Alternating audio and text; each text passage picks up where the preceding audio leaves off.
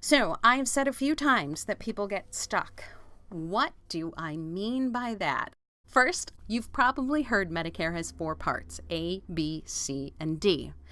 We actually try not to teach it this way because in our experience, we've seen that people have a tendency to treat these 4 parts like a shopping list. I have to get an A, a B, a C, and a D. No, quite frankly, C is just a different way to get A, B, and D. So instead, we prefer to teach Medicare has 3 parts. Part A, hospital insurance, Part B, medical insurance, and Part D for prescription drugs, and 2 distinct paths, 2 unique ways to get those 3 parts. So let's introduce the 2 paths of Medicare. This can either be Original Medicare or Medicare Advantage. Let's take a look at the path of Original Medicare first. So Original Medicare is that traditional Medicare stuff, the stuff that is administered by the U.S. government. When you choose to head down this path of Medicare, you can see any provider who accepts Medicare. Essentially, there are no networks. And when you visit the doctor, you often show your Medicare card. That's typically how you are identified. This path always starts with a person enrolling in Part A and Part B. Technically, you could stop right here, call it a day. I'm enrolled in Medicare. Yes, that technically is true. However, A and B by themselves can be very expensive. Part A has a $1,400 hospitalization deductible. Notice I said hospitalization deductible, not annual deductible. You can pay that deductible multiple times in any given year. Part B has a 20% coinsurance on all healthcare services, meaning every time you see a doctor, see a specialist, have an outpatient procedure, 20% of that bill will be your responsibility. And Part A and B by themselves have no out-of-pocket spending limit. You can literally spend and spend and spend until you have nothing left. That is why for comprehensive coverage, when you choose the path of Original Medicare, you also add a Medigap policy, and again, a Medigap and a supplement are the same thing, as well as a standalone Part D prescription drug plan.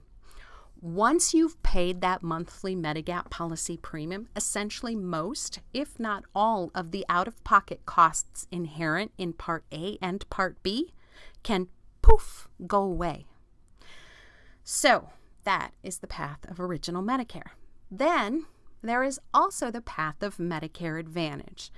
This is Medicare administered by a private insurance company, so there's no capital building in the background. On this path, we put a corporate building because the insurance company is in charge. They get to make the rules. When you visit the doctor, you show an insurance card, not your Medicare card.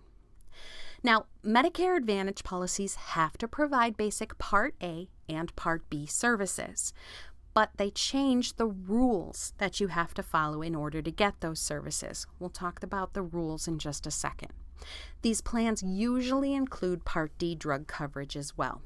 Then, to make these plans as attractive as possible, they usually have very low or no monthly premiums, whereas on the path of Original Medicare, you could pay, say, $200 a month for a Medigap policy and $30 a month for a Part D drug plan.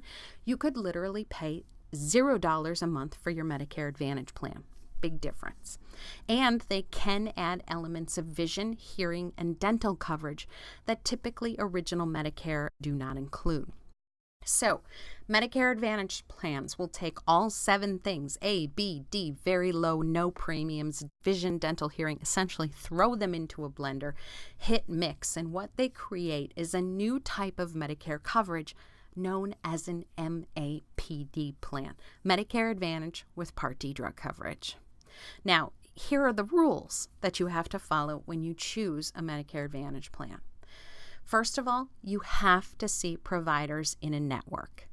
If you go outside of the network, you may be completely on your own paying that bill, and that network can change at any time. You are subject to prior authorization rules when you choose the path of Medicare Advantage, meaning that your doctor may say you need a surgery, but you won't be able to get that surgery until the insurance company agrees with the doctor that you do need the surgery and agrees to pay for it. And of course, you are responsible for paying deductibles, copays, and coinsurances up to that plan's out-of-pocket spending limit, which can change yearly. Now, here is why I've said several times that people can get stuck.